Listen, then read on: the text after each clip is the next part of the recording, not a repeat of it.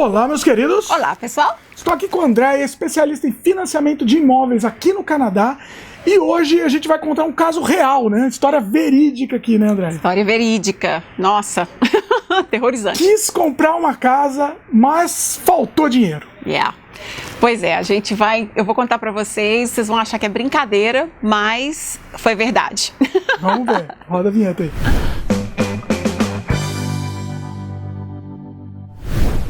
Bom, Andréia, vamos contar essa história aqui, né? E depois explicar o motivo disso, inclusive, e como se preparar para isso, né? Não, e como também as regras mudaram por causa disso. Há uns 5 anos atrás, os bancos não tinham essa exigência que tem hoje com relação a essa quantia extra que a gente tem que ter para poder fazer o fechamento.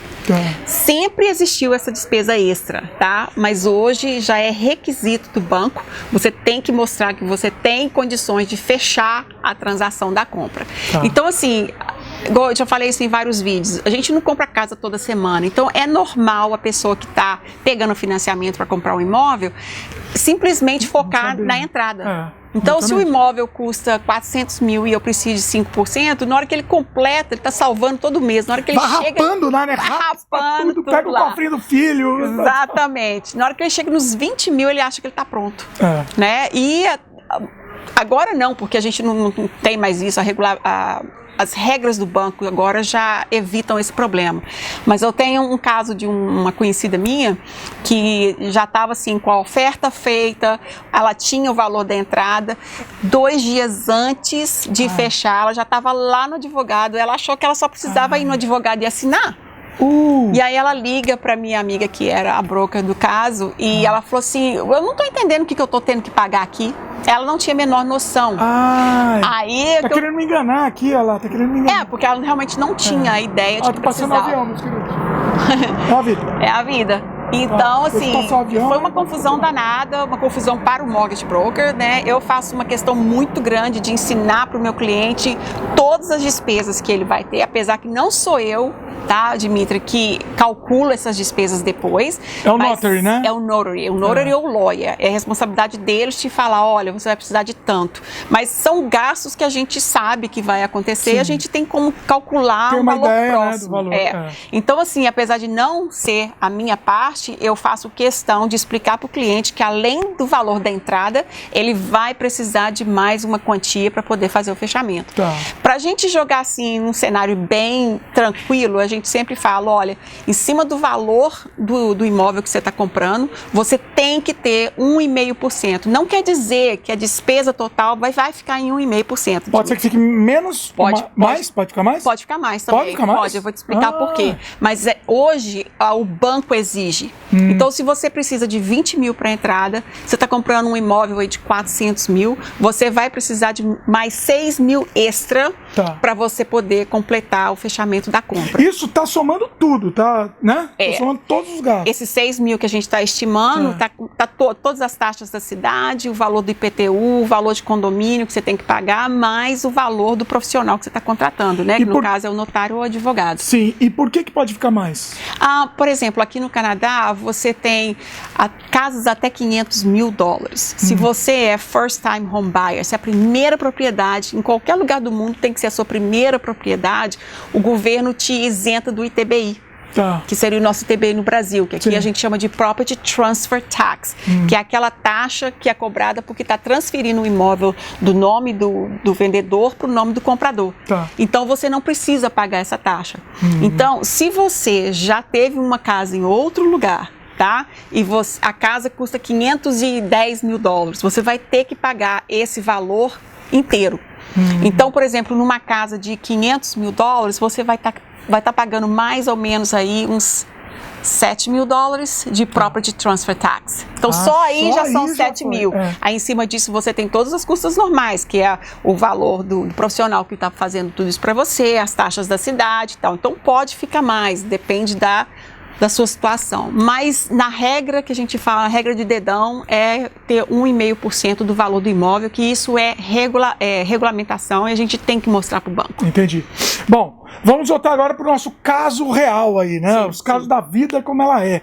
O que aconteceu? Aí ela chegou lá, não precisava de dinheiro, ela não tinha dinheiro. Não tinha dinheiro, aí teve que envolver o corretor dela no e-mail, porque o corretor teve que pedir um prazo maior para o seller. Aí você lembra aquela história que eu te falei do depósito? Né? Então, assim, o seller, foi uma confusão. O seller pediu mais dinheiro de depósito porque não tinha fechado. O banco... ela teve que cancelar, ela cancelou. Ela perdeu o imóvel. Não, ela não perdeu o imóvel, porque o corretor conseguiu uma extensão, tá? Para quem estava vendendo, deu um prazo de mais 30 dias, e aí ela foi correr atrás do dinheiro. Aí ela abriu uma conta no banco, pegou de empréstimo, ela precisava de uma quantia tipo uns 4, 5 mil dólares, e ela conseguiu pegar uma linha de crédito e conseguiu fazer o fechamento. No final deu certo. No final deu certo. Ela teve que pagar, acho que foi uns 2 mil dólares naquela época, mais pro seller, por ele ter deixado, porque senão ela perdia o depósito dela todo, né? Ele alongou o período do fechamento. Então tinha tipo assim, que fechar no dia 10 do mês, ele deixou até no dia 30 do mês. E assim, naquela época a gente não tinha não era regra, que a gente tinha que mostrar isso pro banco, mas é uma coisa muito... A gente acha assim, mas como é que você vai fazer? Comprar uma casa e não sabe que você tem que ter mais dinheiro. Não é uma coisa que todo mundo sabe. É muito importante saber que além da entrada que você tem, você precisa de um valor extra para poder fazer o fechamento, que não é diferente do Brasil. Quando você compra um imóvel, você tem que ter o valor da entrada, mas você também tem custas de cartório. Né? No Brasil também é a mesma coisa. É a mesma coisa. Então você tem que estar preparado para esse valor a mais que você vai precisar. Muito bom, muito bom. Foi muito esclarecedor. Espero que sim. É interessante isso, que a gente contou uma história real e que nos serve até de alerta, né? Sim, com certeza. Então, às vezes, eu tenho muitos clientes, por exemplo, que chegam para mim, eles só têm o valor do depósito, da entrada.